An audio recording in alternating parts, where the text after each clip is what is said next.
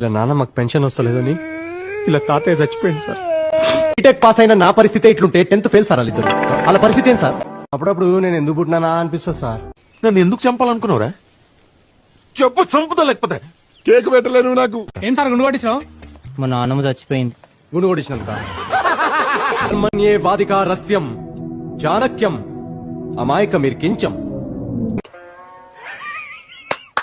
ఈ అమ్మాయి ఏం ఫీల్ ఉండదు మామయ్య. నువ్వే చెప్పాలి. మనం కలుసుకుందాం అనుకుంటున్నాం కానీ అసలు కలుసుకుంటలేము. యాక్చువల్లీ చిన్న పనుండి ఆటో స్టేషన్ వచ్చినట్టు. ఆటో స్టేషన్ అన్నా కూడా మీకు పోలీస్ స్టేషన్ వినబడుతుందా? అవునా, సరే నువ్వే కట్ చేయి. నేను కట్ చేయను, నువ్వే కట్ చేయి. నువ్వు కట్ చేయి.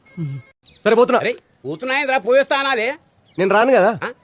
సరే అక్కడ ఏమైనా ప్రాబ్లం వస్తే నా పేరు చెప్పు, నాకేం ప్రాబ్లం లేదు. నాకు ప్రాబ్లం.